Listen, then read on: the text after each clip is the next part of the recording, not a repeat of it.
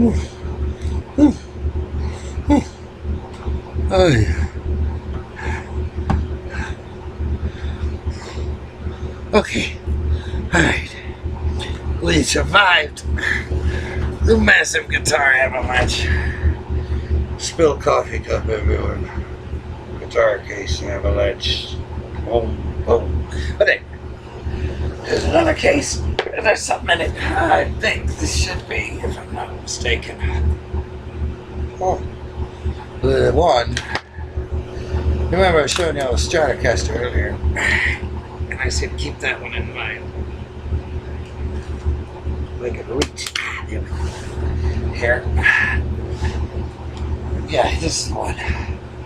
Alright, remember the Strat I showed you earlier? It was so cool. Alright, this.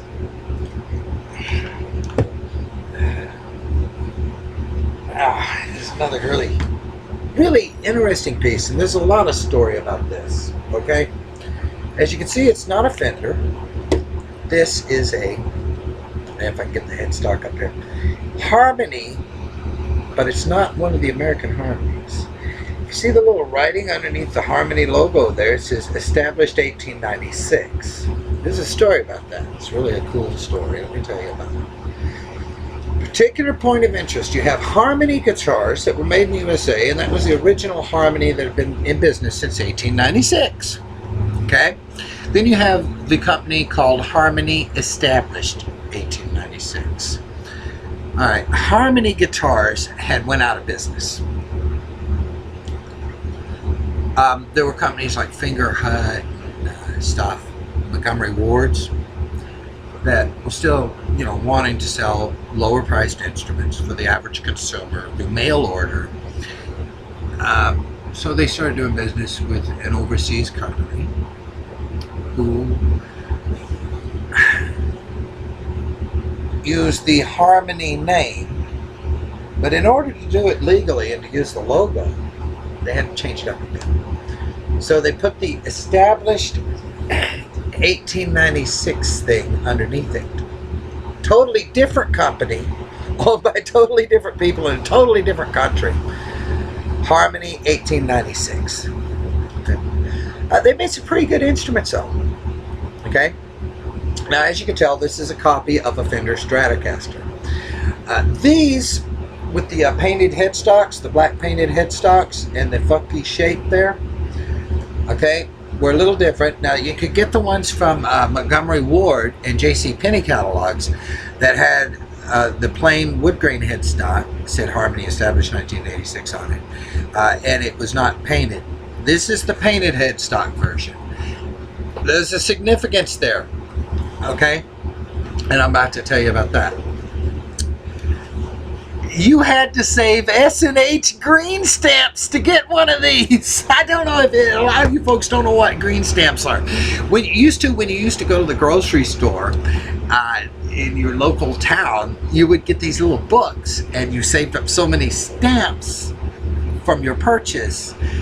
Somehow or another, it would coincide with, you know, your purchase, you know, that you would take a little catalog and you could get a toaster or some yard darts, you know, maybe some mini blinds or rabbit ears for your TV, a new blender or a mixer to make mashed potatoes or something, or a guitar. This is the ever-loving S&H Green Stamps Harmony Stratocaster. Yeah, and this is a really neat colored one. The wood grain and everything, and the way it's done up is really nice. It's got some super hot pickups on it. Plays really good. As you can tell, maybe by the bridge parts, the parts of the bridge here were all gone. So for a bridge on this particular one, we've put a broken socket ratchet extension in here. That's what this is. It's not even the actual bridge. It's a broken ratchet extension. Yeah, we used it for a bridge. That thing plays great. So, you know, just use it. It's got a maple neck, straight as straight ace, man. I mean, it plays great. I love this guitar, actually. But this is one of the early 70s. Your grandma had to save a bunch of S and H green stamps to get you one of these for your birthday. You don't see these at all anymore. So if you guys find one of these, okay, I'm looking to acquire some of the non-painted headstock ones that say Harmony established 1896 on them, and the ones without the little pointy deal I really am after. After the 70s lawsuit era thing come out, they added this little pointy deal here to their instruments. They didn't used to have that. It used to be rounded off just like a Fender's.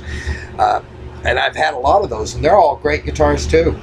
They play really great. I think these were called the H14 or something. I don't remember the exact model of them.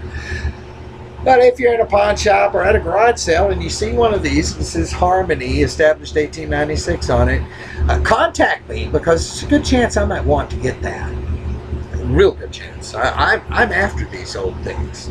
Really hard and heavy. You don't see these anymore. You just used to when I was growing up, when I was a kid. You seen them everywhere. And I've owned millions of them. I mean, uncountable. And I wish I had them all back now. But this is a really cool instrument, modeled after the original Fender Stratocaster, almost a clone of it. This one has a very unique and very cool finish on it, and I'd never seen this particular finish on any of them.